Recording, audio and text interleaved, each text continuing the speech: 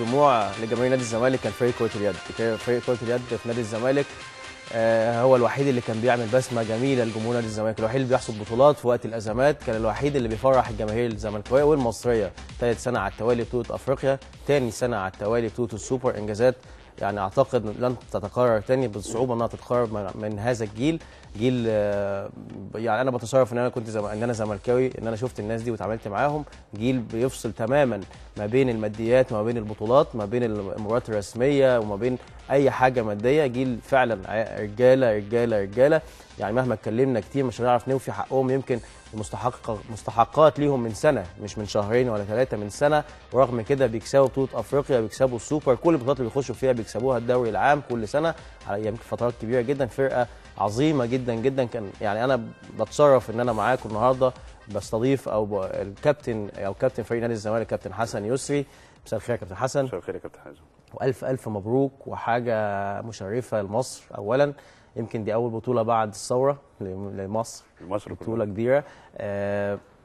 يعني انجازات متواليه بصراحه كره اليد. الحاجه زي ما انا قلت، الحاجه كانت الوحيده اللي بتبسط جمهور نادي الزمالك في وسط ما الكوره كان ليها انكسارات كثيره، لكن انتوا دايما كنتوا عند حسن الظن، بتكسبوا مباريات في الدوري، بتكسبوا افريقيا، بتكسبوا السوبر. الاول قول لي على بطوله افريقيا وبطوله السوبر. يعني دايما بنشوف البطولات الافريقيه وبعدين السوبر، انتوا عندكم العكس، بتلعبوا السوبر الاول وبعدين افريقيا. احنا طبعا بسم الله الرحمن الرحيم. الله يسلم حضرتك. بسم الله الرحمن الرحيم. اول حاجه احنا وصلنا الكاميرون، كان عندنا ماتش السوبر مع النجم الساحلي التونسي. هو كاس السوبر بيلعبوا بطل الدوري مع بطل الكاس، بطل بطوله الكاس مع بطل بطوله الدوري، بيلعبوا سوبر عشان يوصلوا كاس عالم. فخد بطوله الدوري السنه اللي فاتت النجم الساحلي، واحنا كنا واخدين بطوله الكاس فلعبنا سوبر. كانت مباراه طبعا قويه جدا، فرقه كويسه جدا. انت عارف شمال افريقيا في الهاندبول، تونس جامده تونس عندها، وكانت مباراه قويه. بس الحمد لله احنا قعدنا اتكلمنا مع بعض ان احنا يعني اللي هيكسب الماتش ده اللي هيتسيد المباراه من اولها، اللي هيركب الماتش من اوله. فاحنا نزلنا عملنا سكور كويس، نزلنا عملنا حوالي فرق 4-5 تجوان، وفضلوا ماشيين معانا بقى طول المباراه. بحكم ان انت عارف طبعا الفرقه الخسرانه دايما مستعجله، فالاستعجال بيجيب اخطاء، فاحنا استغلينا ده كويس جدا، لان احنا ارتحنا من اول مباراه، من اول 10 دقائق في الماتش واحنا مرتاحين ان احنا فارقين 5-6 جوان. هو مستعجل واحنا بنلعب بعقل، وطبعا عندنا خبرات موجوده في الملعب كبيره طبعا، متمثله في الروبي وهتلر، احمد الاحمر وريشه وكريم الجون ناس كتير. فقدرنا نسوق المباراه زي ما احنا عايزين، وكسبنا الحمد لله بطوله السوبر. ودي كانت دافع قوي لينا. كسبتوا فرق كام؟ كسبنا المباراه فرق 5 اهداف. كتير 5. طبعا في كره اليد في فاينل طبعا كتير. وبالذات ان انت انت مش بتلعب فريق. نادي الزمالك معروف يا حسن على مستوى افريقيا خلاص، انه يعني انت دلوقتي معروفين زي في كره القدم، بنشبهها بكره القدم مثلا ابو تريكه وشيكابالا. انتوا اكيد دلوقتي كده في الهاندبول. نادي الزمالك لما بنروح بطوله الحمد لله الناس من اول البطوله بتيجي تقول لك الزمالك جاي ياخد البطوله. لا والله الحمد لله رب العالمين. يعني احنا اساميكم كلها معروفه طبعا، الناس بتخاف منكم جدا. يعني حتى فرقه الكاميرون احنا لعبناها في المجموعه في النهائي بتاع بطوله افريقيا، كسبناها 17 في الفاينل. 17 فرق في المجموعه يعني في الفاينل. الناس قلنا قبل الماتش يا جماعه طيب بكره المباراه النهائيه وجمهور والوزير الشباب جاي وكده. فالمباراه كانت يعني لحد ما، بس هم طبعا كانوا اقوى من المباراه بتاعه المجموعه. المباراه خلصت 6 برده، بس كان ماتش يعني كنا في الاول ابتدينا بدايه مش كويسه، بس الحمد لله ربنا وفقنا وعملنا سكور عالي برده في المباراه. كنتوا نازلين المباراه حاسين يعني فرقه كسبنا 17 فرق، اكيد وانت نازل الفاينل برضو يعني حسيتوا ان الماتش سهل؟ حسيت يعني ازاي اديت الدفعه؟ انت كابتن الفرقه صح؟ لا كابتن فرقه حماده روبي طبعا، لكن انت ممكن تاني من تاني كابتن. انا في حماده روبي، في احمد هتلر، وفي وائل، وانا الرابع. كابتن حماده روبي طبعا كابتن الفرقه عشان ما يزعلش مننا، راجل جميل وعلى فكره من الكباتن الكبار جدا. لكن طب كابتن حماده روبي، قبل ما الكابتن حماده روبي نتكلم عليه، ناخد تليفون من حبيبي يعني دكتور عبد الله جورج رئيس البعثه، وراجل وشه حلو دايما على الزملكاويه في البعثات. مساء الخير يا دكتور. مساء النور يا كابتن حازم. عايزين نصفرك على طول انت يا دكتور، ما تقعدش في مصر. اي فرقه تصفرك معاها على طول. نعم يا حاج، تصفرني على طول. الاول كل سنه وانت طيب. وانت طيب يا حبيبي. يعني ربنا يا رب ان شاء الله يبقى عيد سعيد عليك وعلى كل حاجه، وتقول لنا ان شاء الله كده دايما تكون كل حاجه في نادي الزمالك بتكسب ان شاء الله يا رب ان شاء الله. تقول لي انت يمكن دي تاني سنه على التوالي بتسافر مع الفرقه، حضرتك عضو مجلس اداره حاليا، حتى وانت مش عضو مجلس اداره كنت بتسافر مع الفرقه كرئيس بعثه. يعني قول لي الفرقه دي، يعني انت شايف ايه الفرق بينها وبين فرق كتيره في نادي الزمالك، انها كانت بتفصل دايما بين مشاكل ماديه كتيره جدا بالنسبه لها، وبتقدر تجيب بطولات كبيره جدا لنادي الزمالك؟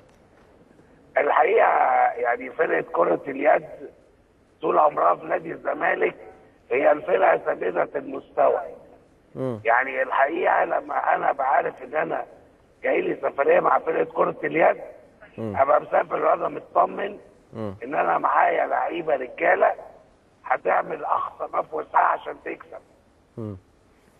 والحقيقه يعني فريق انا بشرف ان انا بنتمي ليه من سنه 1980 اول ما اشتغلت مع فريق كره اليد من ايام كابتن حسن سهر وحسين لبيب.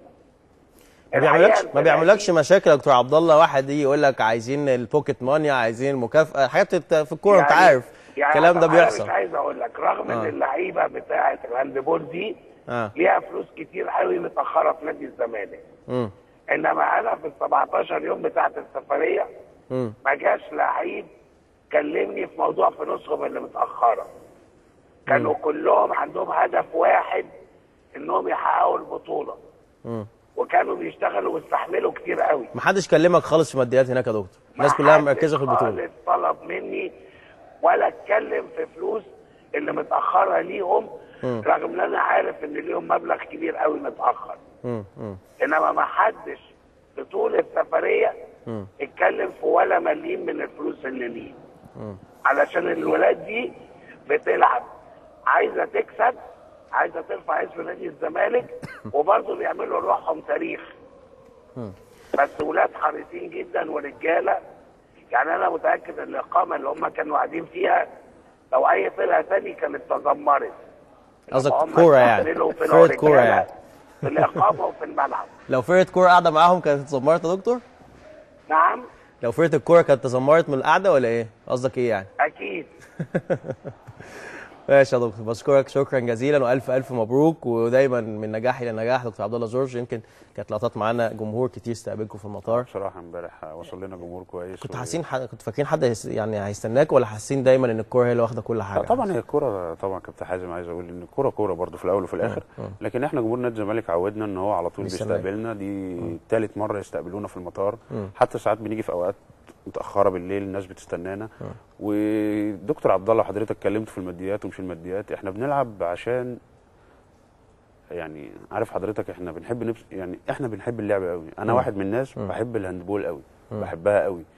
فكون ان انا بحبها قوي باجي افصل ان انا عايز استمتع. انت لما بتعمل حاجه بتحبها وانت مستمتع بتعملها بطريقه كويسه قوي وبتبدع فيها. فاحنا بننزل الملعب كلنا كفرقه نادي الزمالك في الهاندبول، كلنا بنحب اللعبه. مش معنى ان انا عندي مشاكل ماديه ان انا هنزل مش هلعب.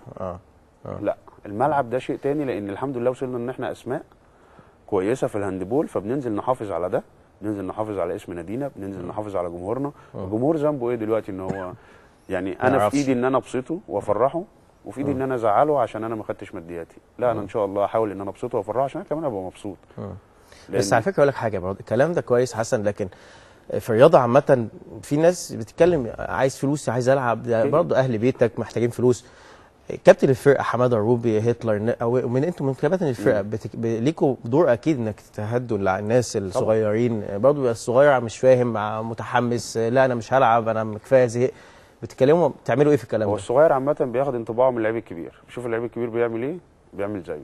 فاحنا كلاعيبه كبار بنقعد يا جماعه، طبعا يعني اتربينا من اللي قبلينا. يعني كان الجيل اللي قبلينا دلوقتي مدربنا الكابتن ايمن صلاح. طب معلش حسن، قبل ما يعني هقطع كلامك، معانا الكابتن ايمن صلاح على التليفون. مساء الخير يا كابتن ايمن. ازيك؟ كابتن ايمن صلاح المدير الفني، مساء الخير، ازي حضرتك والحمد لله على السلامه والف مبروك. الله يخليك، الله يبارك فيك.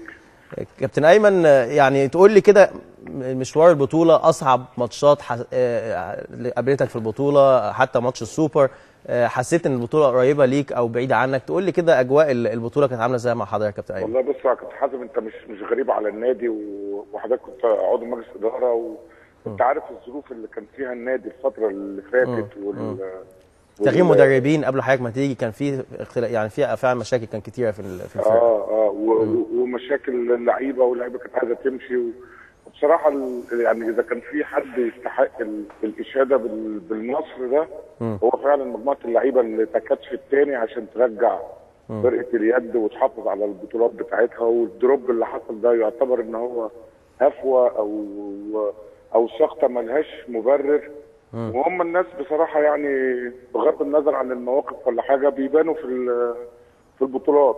يعني ماتش السوبر حضرتك عارف الظروف برضو اللي كان فيها البلد، ما كانش فيه فتره مناسبه ان احنا نعرف نتجمع او نتمرن، فكل ده يعني تكاتفوا عشان يقدروا يحققوا الفوز والنصر اللي حصل في ال 15 يوم، البطولتين اللي في 15 يوم.